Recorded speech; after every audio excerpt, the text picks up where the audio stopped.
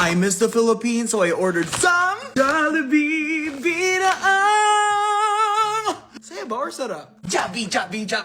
Guys, request kayo na request na magmukbang ako ulit ng Jollibee. So, ito na ang gusto nyo. Pero to be honest din naman talaga, I've been craving Jollibee. Pero may twist. Nagki-crave din ako ng caviar, so hahaluan natin ng caviar ang Jollibee. Una nating in-order sa Jollibee is pineapple quencher, pinyang pataray-taray. Wow. Ang gala!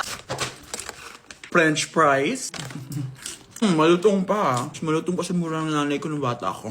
Gravy na maliit. And of course, yung main course natin. Chicken Joy and Chupageti! At obviously yung caviar. At mawawala ba ang kanin? Of course may kanin. Tara, lafang. Unahin na natin yung french fries. Masarap talagang french fries ng Jollibee, no? May pagkaano siya. Very McDo vibes, pero medyo matamis.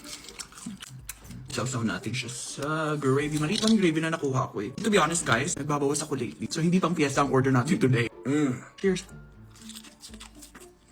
Yung gravy ng Jollibee, iconic talaga. Walang kalasa. Buksan na natin tong caviar. This is Osetra caviar. Medyo mahal siya guys. Not gonna lie. Ganito kaliit. Magkano binayad ko? $170.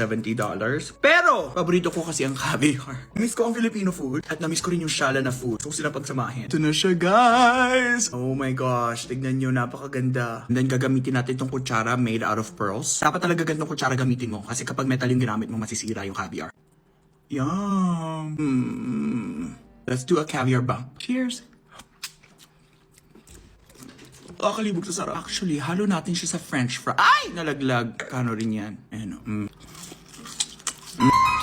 Grabe yung combination, guys. Ang sarap. Chicken joy na tayo, guys. I believe lagyan din siya ng caviar. Parang masarap siya lagyan dito sa crunchy na part. Ayan. Chicken joy and caviar. Cheers. Di ko pa ito try. Ay, nalaglag na naman po. Cheers!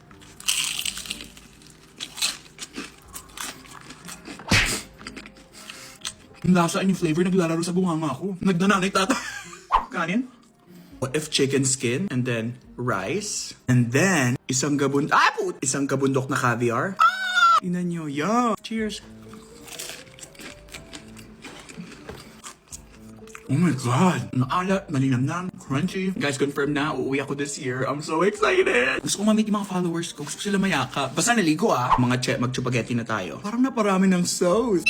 Gusto ko talaga yung maraming sauce. Sauce Mariosep. Oh my gosh, tignan nyo guys. Grabe sa sauce. Grabe sa chest. Oh my gosh. Alam ko ingit ka. Umorder ka na. At saka Jollibee kung nanonood ka. Baka naman. Subo. Subo mo eh. Ano?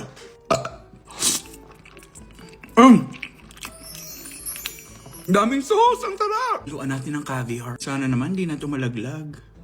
Hello po. Haraw. Ayan o. Cheers.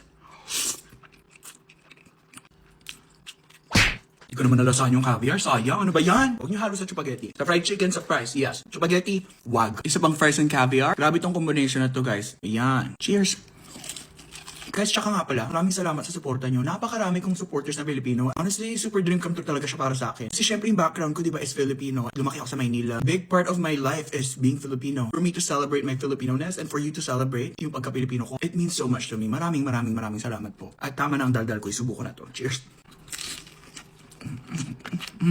Jollibee just tastes like home. You know. Guys, let me know kung gusto nyo rin ako mag-long form content. Gusto nyo ba makita mag-vlog ako? Especially pag umuwi ang Pilipinas. I think it would be fun kapag nag-vlog ako. Gusto kong pumunta sa Quiapo, sa Fusion Alley, sa Tondo. Alam niyo, laking Manila ako, so lagi talaga akong pumupunta ng Quiapo ng bata ako. Jeepney driver ang tatay ko ng Quiapo, San Miguel Quiapo. Kung alam nyo. And of course, magbe-beach ako. So plano ko talaga mag-Boracay ulit kasi every year ko talagang gusto nagbo-Boracay. Pero, dami nagsasabi magpalawan ako. Never pa ako nakapagpalawan. Banatan natin ulit si Chupageti at dahil napakaraming sauce.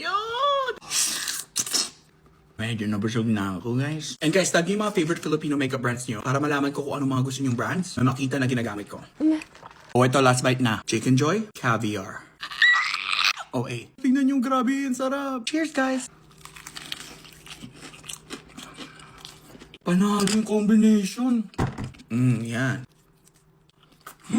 Guys, suko na ako. Busog na ako. O, diba, may tira pa akong caviar. So, bukas ko ito kakainin sa itlog. Masarap to sa breakfast eh. Ubusin ko na ito sa kutsara.